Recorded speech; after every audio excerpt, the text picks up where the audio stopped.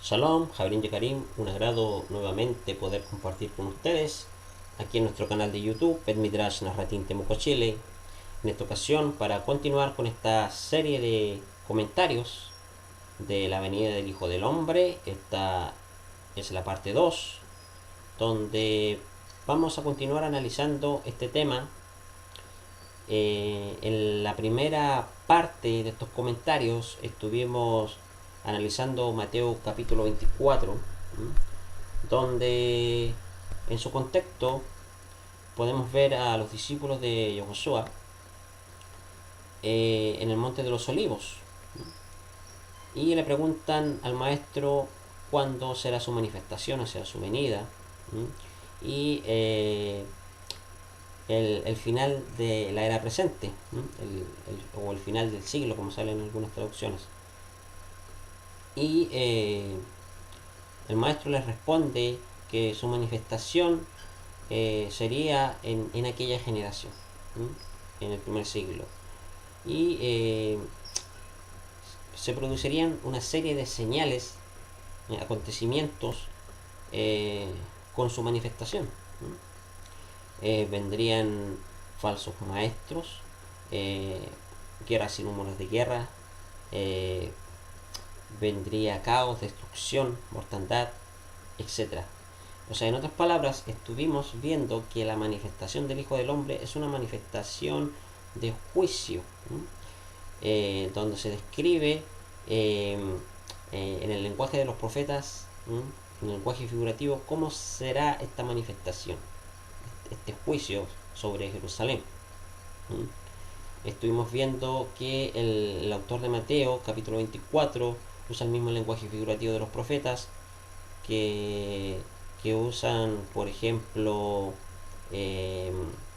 ciertos profetas como Joel, como Daniel, etcétera, donde se menciona, por ejemplo, a Hashem viniendo en una nube, cabalgando en una nube, trayendo juicio sobre las naciones, sobre su pueblo, etcétera. Usa el mismo lenguaje figurativo. Estuvimos analizando esos pasajes. Y eso se puede evidenciar en Mateo capítulo 26, que vamos a poner en pantalla para ir recordando. Por ejemplo, Mateo capítulo 24, perdón, versículo 29,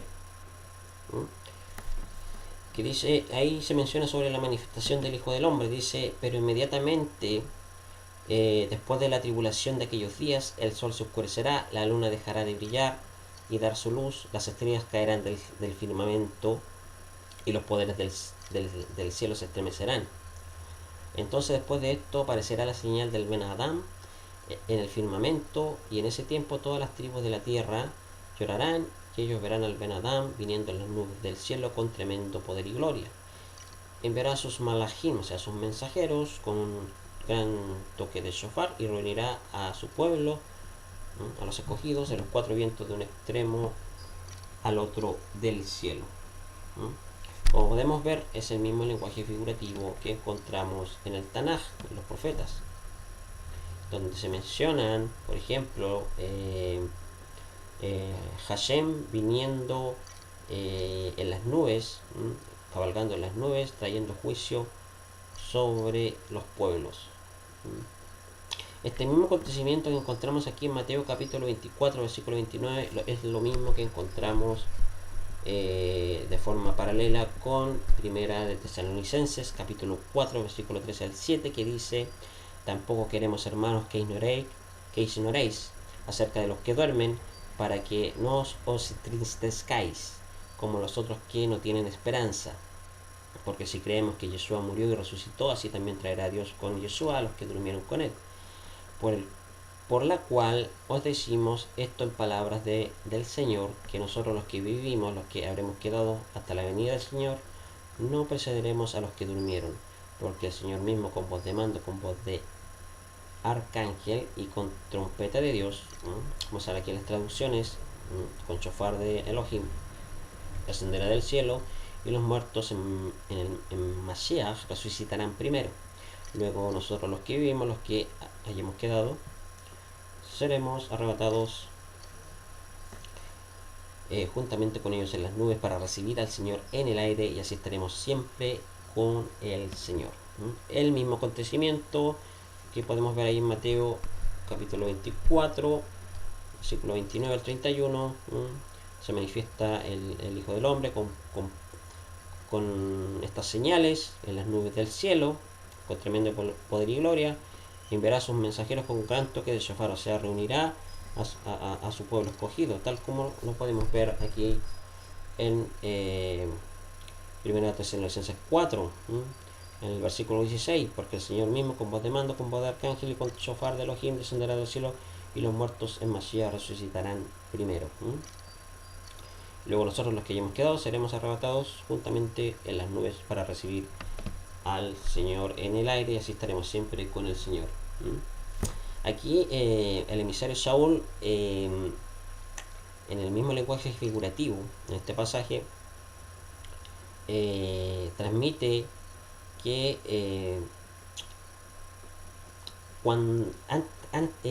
habrán ciertas personas que no gustarán de la muerte hasta la venida del Señor. Por eso dice ahí el versículo 15, por lo cual decimos esto en palabras del Señor, que nosotros los que vivimos, los que habremos quedado hasta la venida del Señor, no precederemos a los que durmieron.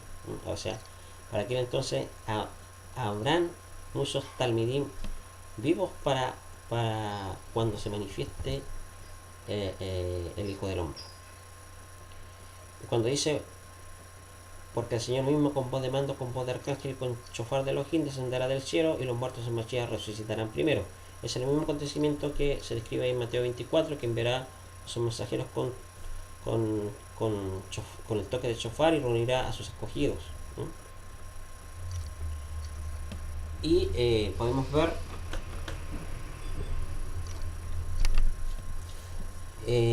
que ahí en este versículo 17, que dice, luego nosotros los que vivimos, los que hayamos quedado, seremos arrebatados juntamente con ellos en las nubes para recibir al Señor en el aire, y así estaremos siempre con el Señor. El cristianismo evangélico interpreta este versículo 17 como un rapto secreto, como estuvimos viendo en un estudio sobre este tema. Pero según ellos dice que vendrá el Señor y los arrebatará y se los llevará al cielo. Pero eso no dice el pasaje, solamente el pasaje dice que se encontrarán con Adonai en el cielo y estarán siempre con el Señor, en una nube, dice. Siempre se menciona esto de la nube cuando se manifiesta, por ejemplo, Hashem en juicio, en una manifestación de juicio. Lo mismo sucede aquí, el Mesías se manifiesta en una nube.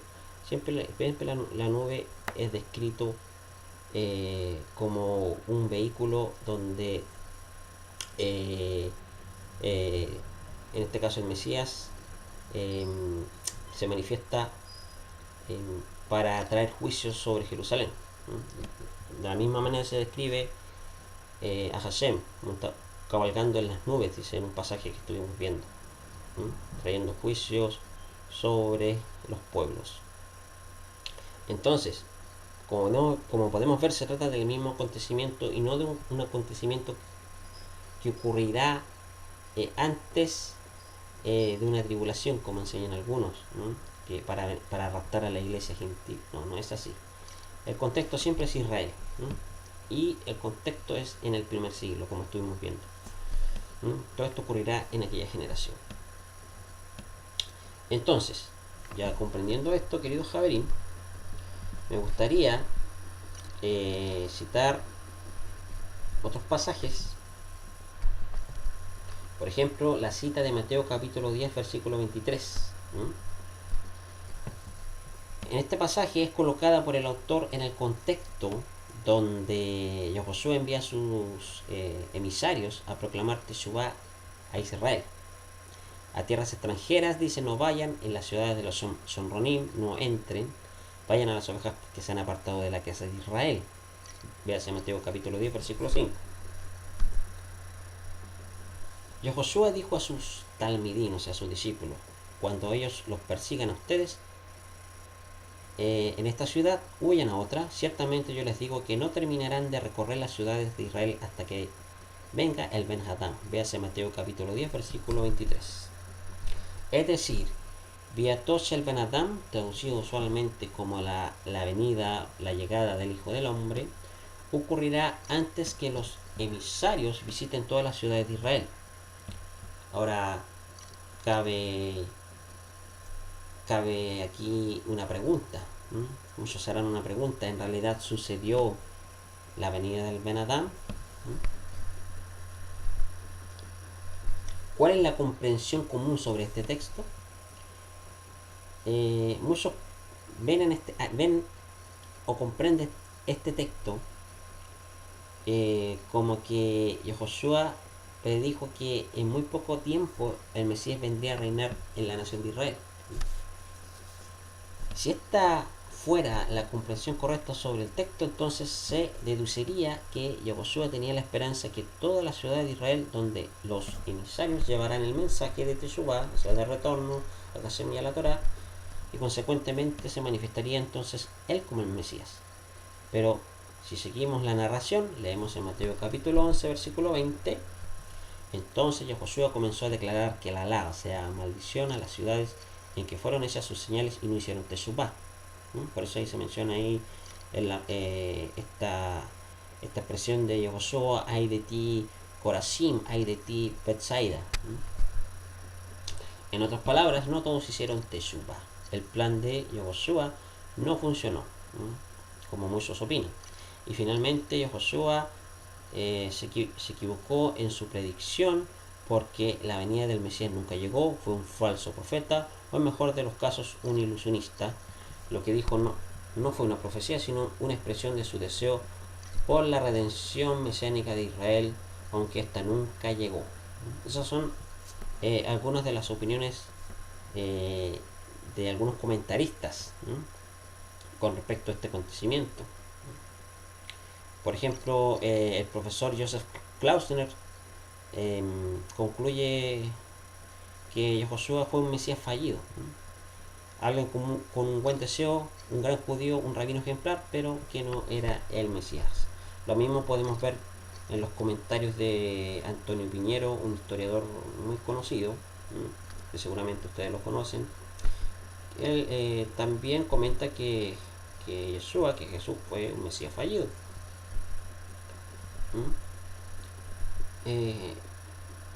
Esa es la comprensión de aquellos que leen estos pasajes.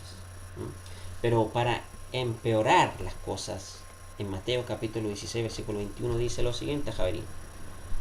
Dice, de aquí en adelante comenzó Yehoshua a revelar a sus discípulos que le era necesario ir a Jerusalén a cargar las injusticias de muchos de los Kohanim, o sea, de los sacerdotes y ancianos del pueblo, hasta que lo maten, porque al día tercero sería levantado. Y en el verso 28 dice, en el mismo capítulo, ciertamente yo les digo a ustedes que hay de los que están parados aquí que no probarán la muerte hasta que vean al Ben Eloah venir en su reino. Aquí podemos ver lo mismo que se transmite ahí en 1 Tesalonicenses capítulo 4 al 16, donde dice que muchos no verán la muerte hasta que vean venir la manifestación del Hijo del Hombre.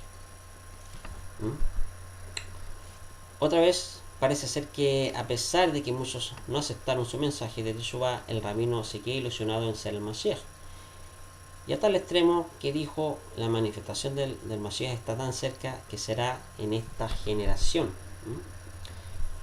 Pero claramente estas palabras no son ilusiones. Cada vez que Yehoshua ha dicho, Amén, Ani Omer Lechem, ciertamente les digo, es decir, está afirmando que lo que dice es una verdad, que no terminarán de recorrer las ciudades de Israel hasta que venga el Ben Adam. Es verdad que de los que están parados aquí no probarán la muerte hasta que vean al Ben Eloah venir en su reino. Es verdad. Entonces Yehoshua no es simplemente un rabino ilusionado con una esperanza mesiánica. Él está prediciendo. Él se ve a sí mismo como un profeta. Por lo tanto, Yehoshua no permite percepciones a medias sobre su persona, pues un falso profeta, o es un profeta, o es el Mashiach, o es un charlatán. Con su declaración, Yahushua no permite que se le perciba solamente como un buen rabino. Si es un buen rabino, entonces como miembros de la casa de Israel vivimos según la Torá, todos estamos obligados a aceptar su mesianidad. Como claramente lo dijo Maimónides, todo aquel que no crea en él, o sea, que no crea en el Mesías, o quien no espere su venida, está negando no solamente a los profetas, sino también la Torá y a Moshe Rabbeinu. Este fue el punto culminante. El principal de los Kohanim le dice a Yehoshua de la siguiente manera. Voy a poner el texto en pantalla. Dice: el Kohen Hagadol, o sea, el sumo sacerdote, le dice a Yeshua: yo te hago jurar por el Jai, que nos digas si tú eres el Mashiach ben Jael. Yeshua le respondió: tú lo dices, pero algo más yo les digo: verán al Ben Jael sentarse a la diestra de la Geburat Jael, viniendo en las nubes del firmamento. Eso lo podemos ver ahí en Mateo hebreo, en el formato griego, Mateo capítulo 26, versículos 63 al 64. Aquí surge una pregunta. ¿Será que Josué seguía ilusionado pensando que pronto el Mashiach se manifestaría tan pronto que sus acusadores no morirían sin antes verlo? Ya que eso es lo que nos transmite este pasaje. Los acusadores verían la manifestación del Ben Adam, lo verían antes de morir, o sea, no morirían hasta verlo. Entonces, si pensamos que Yahushua se refería con la venida del Hijo del Hombre al reinado del Mesías sobre Israel, tendríamos que concluir diciendo que también estas palabras que declaró ante el Sanedrín no se cumplieron, porque Yahushua no reinó sobre Israel como el Mesías, por donde fue un falso profeta y un falso Mesías. Pero la realidad es que estamos entendiendo las palabras de Yahushua de manera errada. Esa no fue la comprensión de sus primeros discípulos, de sus palabras. Esa no fue la comprensión que ellos tuvieron de sus palabras. De lo contrario, si Yahushua hubiese querido decir con sus palabras que el Mesías reinaría sobre Israel antes de aquella generación pasara, lo cual no ocurrió, entonces ¿por qué sus discípulos dejarían por escrito estas palabras que no tuvieron cumplimiento y que consecuentemente evidencian la falsedad de su capacidad como profeta y Mesías? Esta es la pregunta obvia que es mesiánicos y antimisioneros nunca se hacen cuando usan estos textos para plantear que Yahushua fue un falso profeta y un falso Mesías porque sus palabras no se cumplieron. Para entender la cita de Mateo capítulo 10 versículo 23 que dijimos anteriormente, hay que tener en cuenta el contexto del libro completo. Como ya hemos visto desde el principio hasta el final, Yahushua dijo: Viató Shel Ben Adam, la venida o llegada del Hijo del Hombre tomaría lugar en aquella generación. Véanse Mateo capítulo 10 versículo 23, Mateo capítulo 16 versículo 28, Mateo capítulo 26 versículos 63 a 64, entre otros pasajes. A la vez, para poder entender a qué se refiere Viató Shel Ben Adam, hay que tener conocimiento del Tanaj, y la cita clave está en Daniel capítulo 7 versículo 13 al 14. Voy a ponerlo en pantalla. Perdón, es este otro. Daniel capítulo 7 versículo 13 al 14. Dice ahí: seguí mirando en las visiones nocturnas, y aquí con las nubes del cielo venía uno como hijo de hombre, que se dirigió al anciano de días y fue presentado ante él, y le fue dado dominio, gloria y reino, para que todos los pueblos, naciones y lenguas le sirvieran. Su dominio es un dominio eterno que nunca pasará, y su reino uno que no será destruido. Eso es lo que nos transmite este pasaje. Entonces, ¿qué quiere decir esto? Que la venida del Hijo del Hombre es su llegada al Eterno, como está escrito en Daniel, y esto tomó lugar en la resurrección, que es la exaltación del Mesías y la entrega de su autoridad. Este tema está manifestado claramente en el libro comúnmente llamado Juan, en los últimos capítulos, que el autor manifiesta que la exaltación del Mesías está en su resurrección, Javier.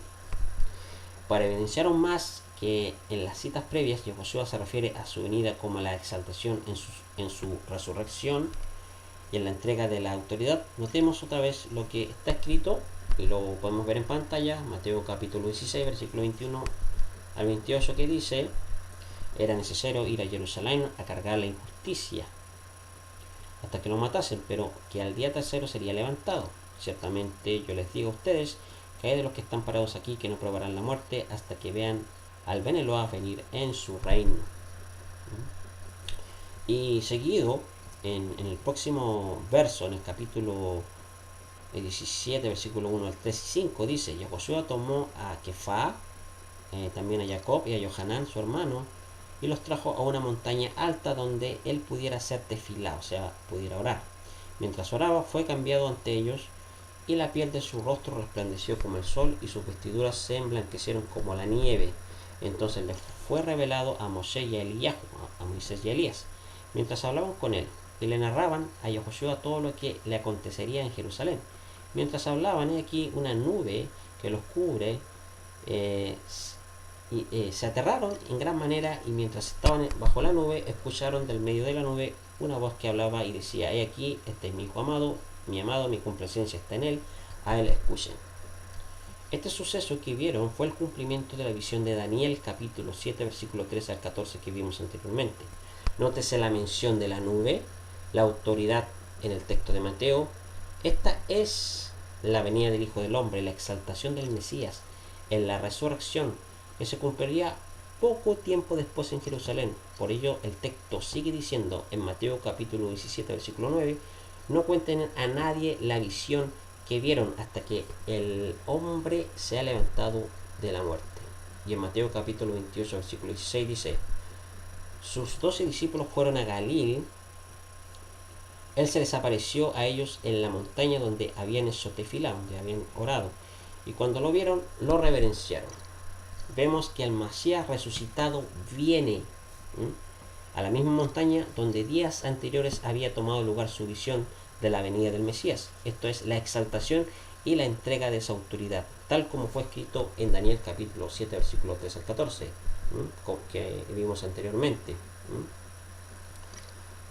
Dice Mateo capítulo 28, versículo 18: a mí se me ha dado todo el poder en los cielos y en la tierra. Vayan con ellos y enséñales a preservar todas las cosas que yo les he ordenado a ustedes por siempre.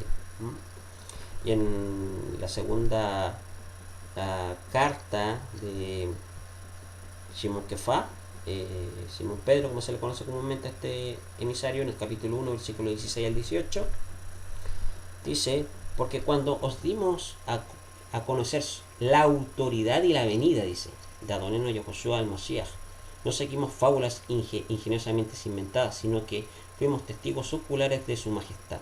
Pues cuando él recibió honor y gloria de Elohim Ha'ab, de Elohim el Padre, la majestuosa gloria le hizo esta declaración: este es mi hijo amado, en quien me he complacido. Y nosotros mismos escuchamos esta declaración ella desde el cielo cuando estábamos con él en el Monte Santo. Shimon Kefa, testigo ocular, recapitula a los receptores de la carta el momento de la visión que describe como la venida. También en la carta a la comunidad en Roma, capítulo 1, versículo 2 al 4, podemos ver ahí, y voy a leer este pasaje. Dice: ya había prometido por medio de sus profetas en los escritos sagrados acerca de su hijo, que nació de la descendencia de David según la carne, y que fue declarado hijo de Elohim con autoridad conforme a la Ruach HaKodesh, por la resurrección de entre los muertos, Adoneno y Josué el Masías. O sea, vemos aquí que Saúl tiene la misma comprensión que tuvieron los discípulos del Masías, los primeros Talmidim Resunim. Aquí se puede ver a Josué que recibió autoridad y le fue dado y le fue declarado como hijo de Elohim en el contexto del rey de Israel en el momento de su resurrección, Javerín, o sea, la ida al Padre y posteriormente su resurrección. Entonces, como podemos ver, se cumplen todos estos acontecimientos, pero pueden surgir otras preguntas que, por ejemplo, se me han hecho en algunos debates, que que hemos participado, yo y algunos javerín, con respecto a este tema. Por ejemplo, algunos que no están de acuerdo conmigo, dice entonces, si el Mesías vino, ¿dónde está? O sea, se hacen esas preguntas. ¿Dónde está el Mesías? Yo he contestado estas preguntas, pero al parecer hay ciertas personas que no entienden, no contextualizan, no tienen una comprensión de lectora. Entonces, yo solo quiero responder en esta segunda parte de estos comentarios. Y voy a citar algunas cosas con respecto a esta interrogante. Voy a ir a la siguiente diapositiva. ¿Ya? Aquí.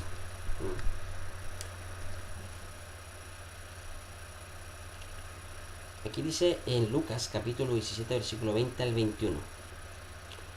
Y preguntándole los fariseos cuándo había de venir el reino de Dios, respondió y le dijo: el reino de Dios no vendrá con advertencia, ni dirán helo aquí o helo allí, porque he aquí que el reino de Dios está entre vosotros.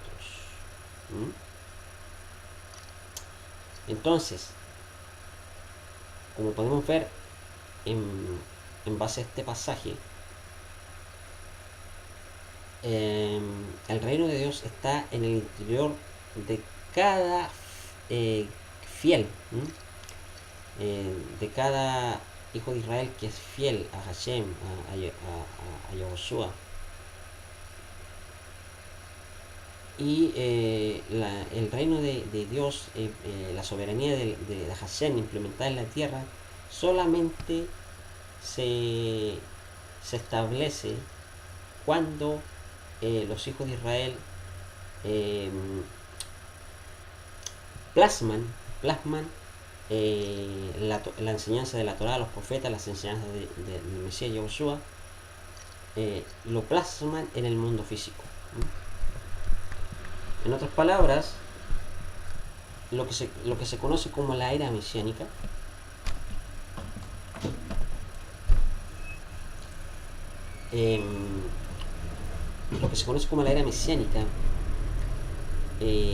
no es algo que se va a cumplir en un futuro.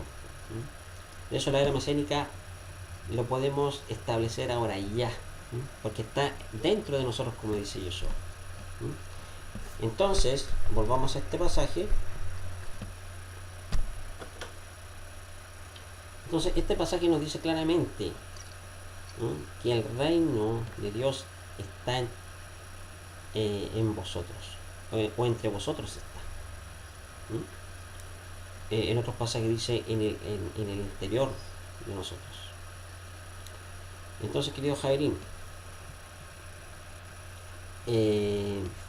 para poder comprender estas palabras de Rabén, debemos entender que la era mesiánica, la soberanía de Dios, el reino de Dios en este mundo, en esta tierra, solamente se va a cumplir cuando los hijos de Israel hagan Teshuvah, hagan un cambio de adentro hacia afuera, y para provocar cambios externos.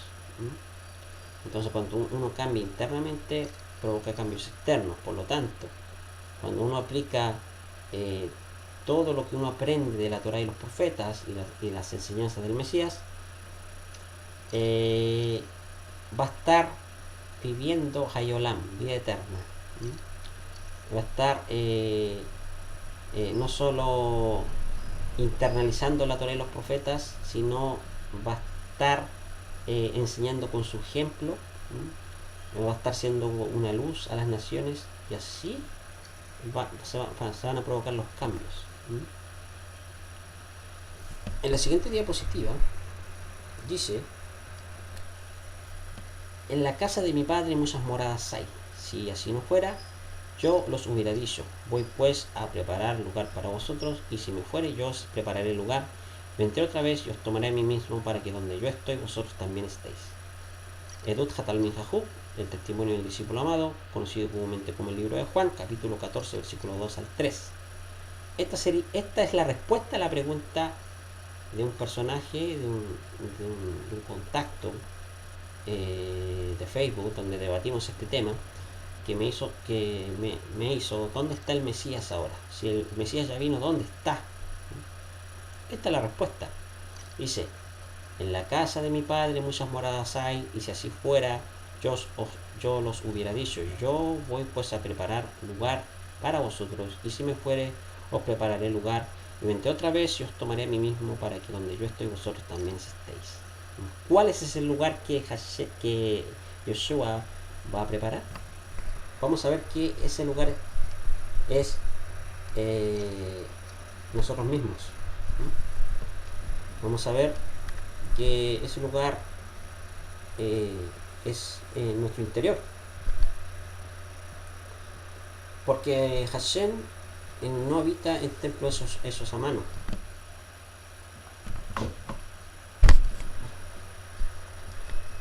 Entonces, vamos a analizar este pasaje para responder a esta interrogante.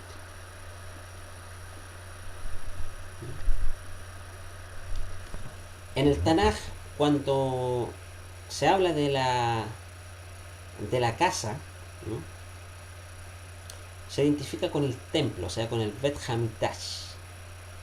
Se identifica también con la dinastía, con el trono de David y con el reino de Elohim, ¿no?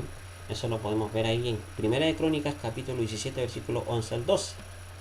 Y también en el libro de Hebreos, capítulo 3, versículo 6, donde el autor nos habla de la casa de Elohim, en la cual el Mashiach es figura como hijo de Elohim, o sea, con el rey de Israel. La casa se identifica también con los miembros de Israel, ¿no?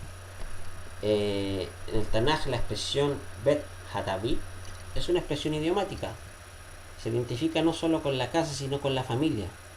Por ejemplo, cuando Joseph fue trasladado a Egipto, cuando vinieron otra vez su padre y sus hermanos, lo identifican con la casa de su padre. Yeshua usa toda esta expresión de Crónicas, donde él muriendo, lo que está haciendo es yendo al Padre. Les está garantizando el reino de Elohim. Esta idea se expresa también en el libro Edut Hatalmin Jajub, conocido comúnmente como Juan, en el capítulo 12, versículo 25, cuando dice, cuando me vaya, haciendo referencia al Malhut Elohim, el reino de Elohim. En Lucas capítulo 17, versículo 20 al 25, ahí se nos transmite que el Malhut está dentro de nosotros, ¿no?, como vimos aquí en esta diapositiva. Aquí entonces dice que el Malhut, el reino de Dios, está dentro de nosotros. En Juan capítulo 14, versículo 3, se refiere a lo que tomará lugar en pocos días, o sea, en la resurrección. Véanse Juan capítulo 16, versículo 17, capítulo 20, versículo 20. La venida de Yeshua tomó lugar unos días después de su resurrección. El regreso inmediato después de la muerte no es el cumplimiento completo. ¿Cuándo Yeshua los tomó para sí y cuándo se cumplió esto, querido Javier?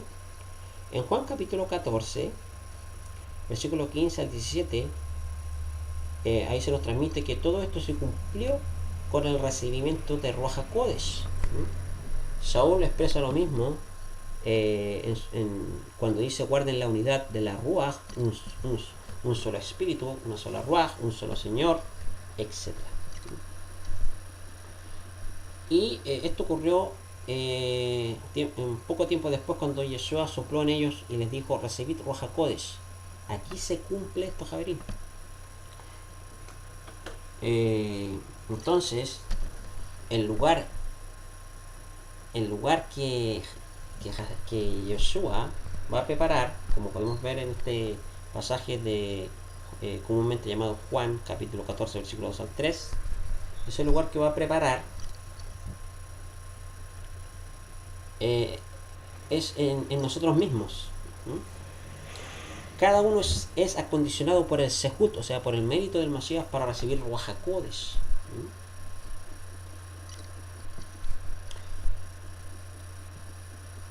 Miren aquí lo que dice el Edut Hatalmin Jajut capítulo 14 versículo 23. Y respondió Yeshua y le dijo: el que me ama, mi palabra guarda, mi Padre le amará y vendremos a él y haremos morada con él. Entonces, ¿dónde está Yehoshua? Yehoshua, su exaltación, su glorificación, su exaltación fue la ida al Padre, todo esto se cumple, su glorificación, su exaltación con la ida y la resurrección,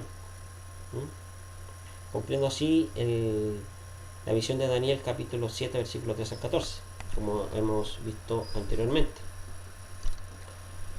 Entonces, aquí Juan capítulo 14 versículo 10 al 11 y capítulo 14 versículo 23 nos transmite que la morada de Elohim se refiere a un estado espiritual del ser humano, tal como podemos ver, por ejemplo, en Devarim, en Deuteronomio, capítulo 26 versículo 15, que dice: Hashkifa meon kotsheja, mira desde tu santa morada, desde los cielos, bendice a tu pueblo, a Israel, al suelo que nos diste, como juraste a nuestros padres. Entonces, esta misma idea lo podemos encontrar en Salmos capítulo 26 versículo 1 al 2, como podemos ver la combinación, un estado puro de conciencia con la condición de la casa de Hashem, o sea, con el altar. En Salmos capítulo 26 versículo 8 dice, ahí se nos expresa, se nos transmite, o sea, amar, desear, buscar un estado espiritual de pureza ante Hashem, es un estado que quiere crear al ser humano y que se conecta con el Bet Hamikdash, o sea, con el templo, con la casa de Hashem.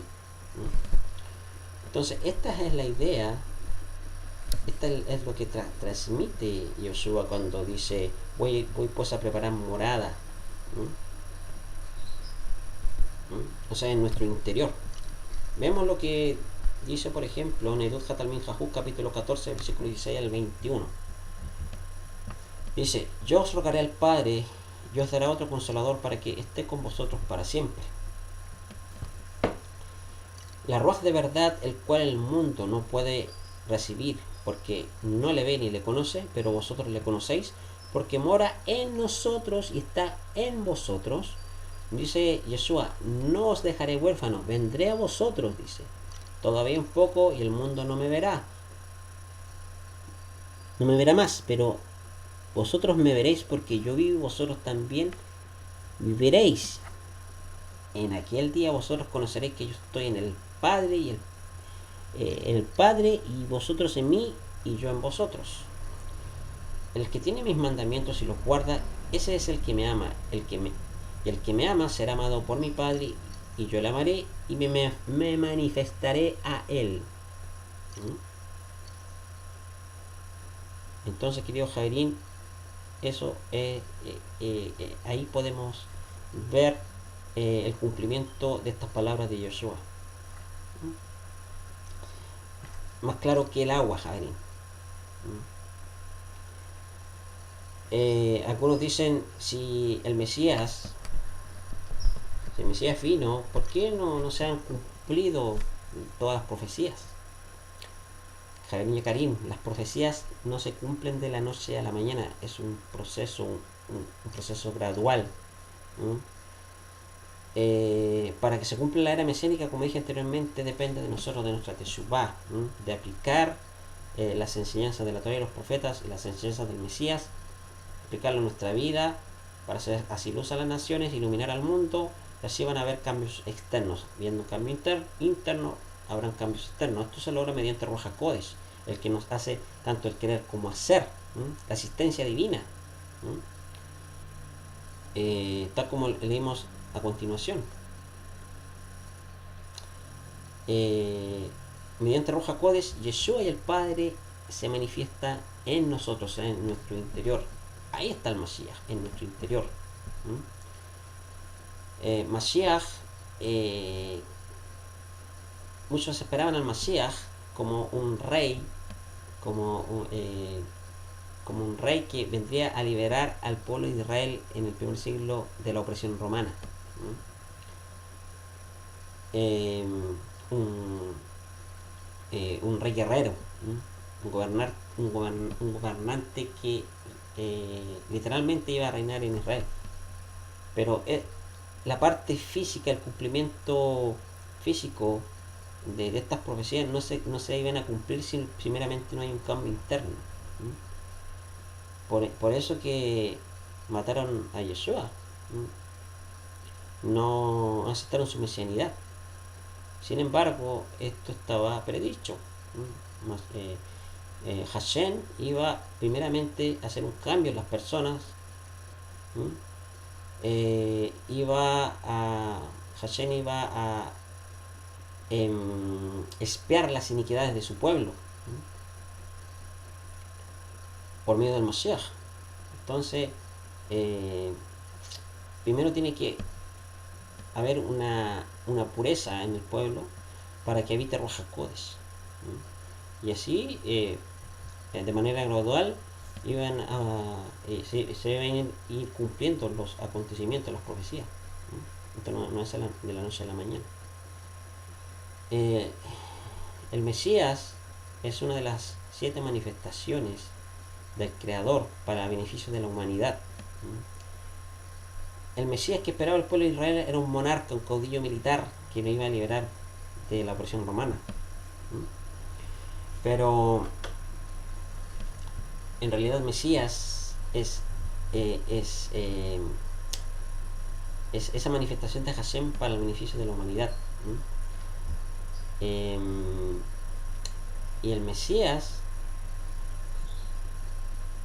como dice en el libro de Bereshit, precedía la creación.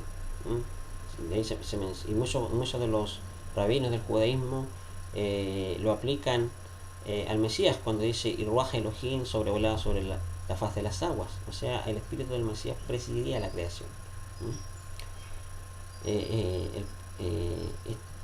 En otras palabras, querido Jarín, ese mismo espíritu del Mesías tiene que estar en nosotros.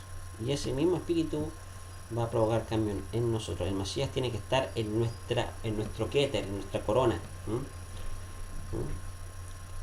Entonces, ese es el comentario de esta segunda parte que quería comentar con respecto a este tema. Esperando que haya sido de barajá, de bendición para todos ustedes. Y yo creo que más adelante vamos a seguir comentando sobre este tema, pero ya viendo otros libros como el Sefer Hilkalut de Josué Hamashia, conocido comúnmente como Apocalipsis, que vemos el mismo mensaje que se menciona en Mateo capítulo 24 y en los textos paralelos a este tema que vimos a continuación, como Primera Tesalonicenses capítulo 4 versículo 14 al 17.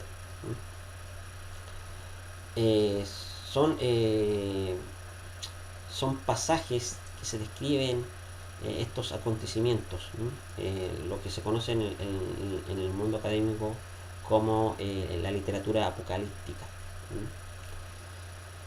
Y en realidad son, como estuvimos viendo, son sucesos que ocurrieron en aquel tiempo. Ahora, ¿qué nos resta a nosotros? Nos resta hacer Teshuvah, retornar a Hashem, a su Torah, y aplicar estas enseñanzas para que así tengamos la asistencia divina y podamos provocar, manifestar el reino del Mesías en el mundo físico. Así que Javier y Karim, nos estamos viendo en la próxima la próxima lección, el próximo comentario, el comentario número 3, donde vamos a analizar otros pasajes con respecto a este tema. Bueno, Javier y Karim, Shalom, que Hakadosh Baruj Hu les bendiga. Shalom.